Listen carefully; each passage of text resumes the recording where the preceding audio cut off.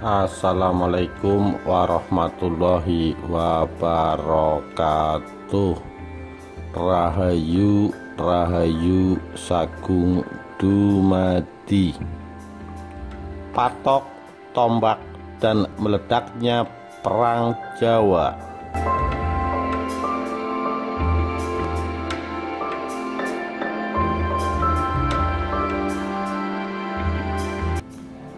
Pangeran Diponegoro kaget bukan kepalang mendengar kabar kebun-kebun miliknya bakal digusur. Patok-patok telah menancap di sepanjang kebun yang telah ia rawat selama bertahun-tahun sejak muda. Nyai Ageng, mbah buyutnya, mewariskan kebun-kebun yang luas untuk sang pangeran. Sejak bayi, Dipanegara memang sudah nunut dengan mbah buyutnya itu. Permaisuri Pangeran Mangkubumi yang kelak menjadi Sultan Hamengkubuwono I ini adalah perempuan kuat dengan hati yang lembut. Ia mendidik buyut kesayangannya dengan etos dan disiplin seorang santri.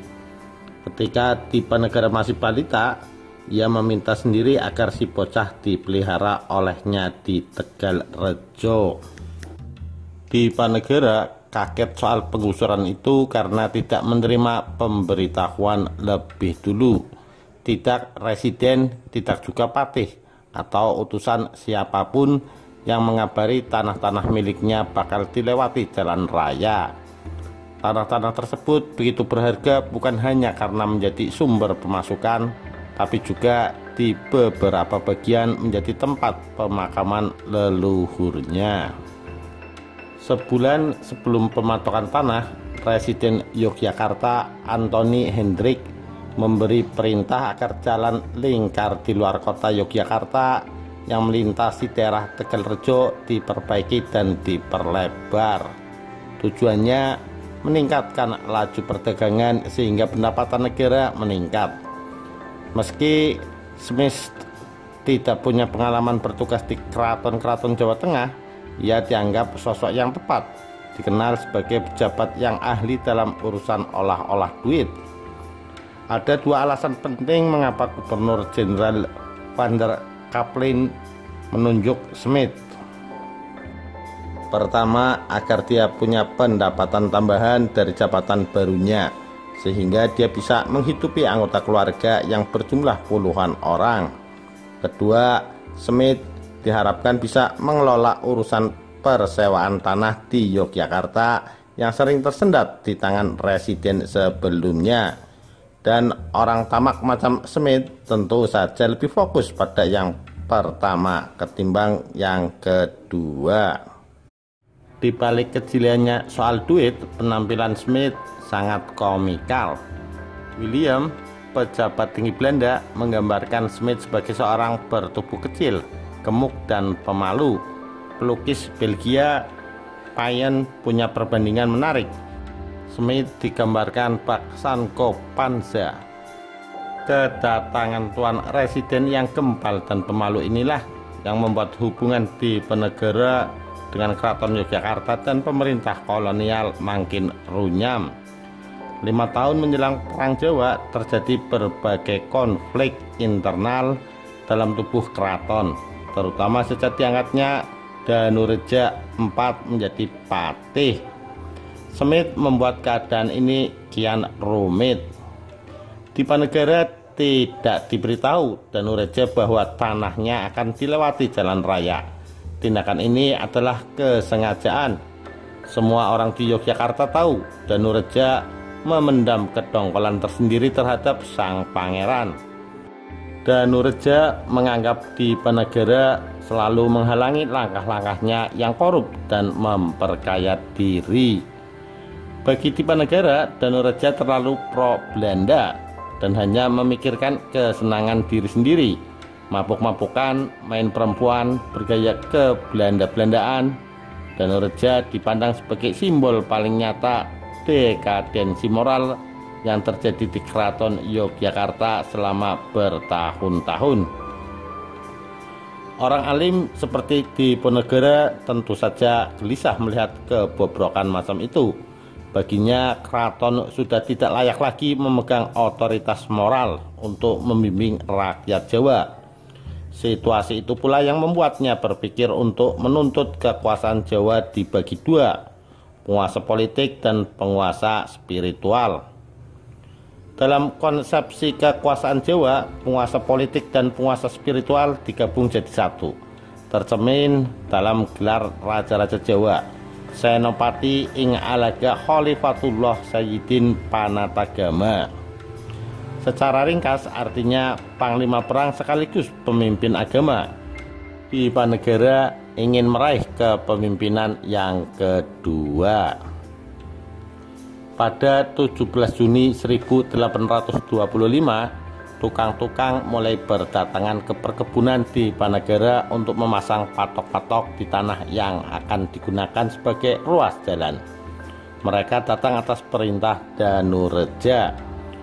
Dipanegara dan para pengikutnya jadi repot dengan adanya patok-patok itu. Para pengikutnya yang sebagian besar merupakan petani penggarap kebun yang merasa nyaman bekerja di atas lahan Dipanegara karena bebas dari pungutan, tidak bisa pergi ke sawah dengan leluasa. Beberapa hari kemudian terjadi cekcok keras antara para petani dengan tukang-tukang pemasang patok. Penduduk dari desa-desa sekitar Tegalrejo juga berduyun-duyun membantu para petani.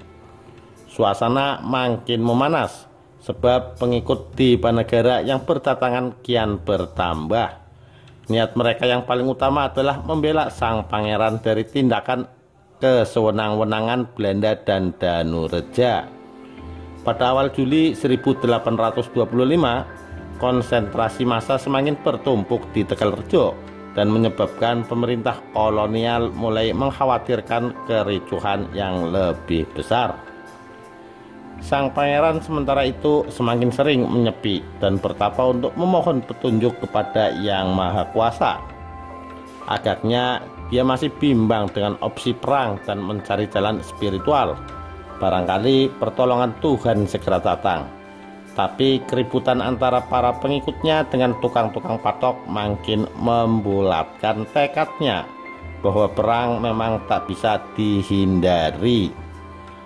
Rencana pemberontakan yang ia susun sebelumnya dan akan dikobarkan pada Agustus sepertinya harus dipercepat. Pada pertengahan Juli, menyaksikan keadaan yang makin ruwet dan kejengkelannya terhadap Belanda sudah berada di puncak, sang pangeran akhirnya memilih jalan yang subtil tapi tegas, memerintahkan patok-patok jalan diganti dengan tombak. Dan dalam dunia Ksatria Jawa, dipasangnya tombak adalah pesan yang jelas, sebuah tantangan perang. Di hari patok-patok itu diganti tombak, ia memerintahkan anak-anak, para istri dan kerabat yang lain mengungsi dari Tegalrejo ke Selarong. Mereka dibekali sejumlah besar uang dan barang-barang berharga.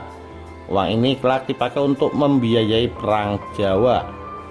Danureja dan Smith tentu saja mengetahui keadaan genting itu dan mereka berdua tampaknya juga merasa jika pemberontakan sudah di ambang pintu.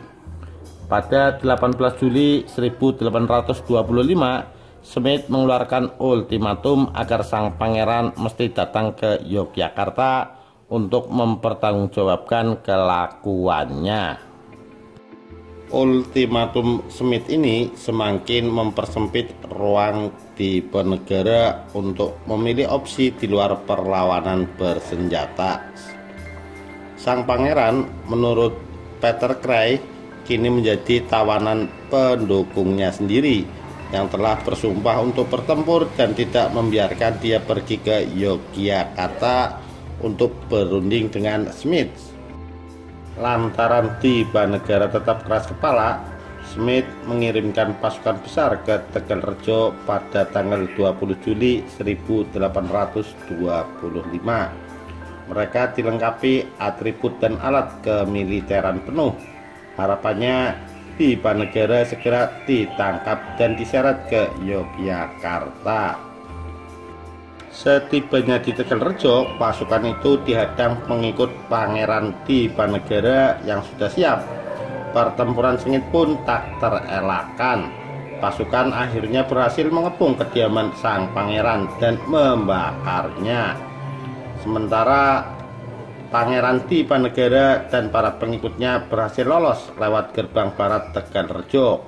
Mereka mengambil rute jalan setapak melalui daerah persawahan sehingga pasukan penyerbu sulit mengejar. Beberapa jam kemudian bahkan mereka masih sempat sholat maghrib berjamaah di jalan raya dekat Sentolo. Esok harinya, Kamis 21 Juli 1825, mereka sudah sampai di Selarong, berkumpul dengan sejumlah pasukan dan para kerabat yang sudah lebih dulu tiba.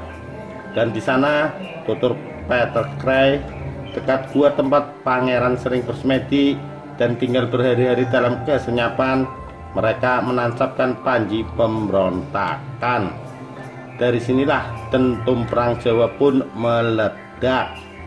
Demikian awal mula kisah perang Jawa atau perang Diponegoro. Sekian, terima kasih. Wassalamualaikum warahmatullahi wabarakatuh. Rahayu Rahayu Sagung Dumadi.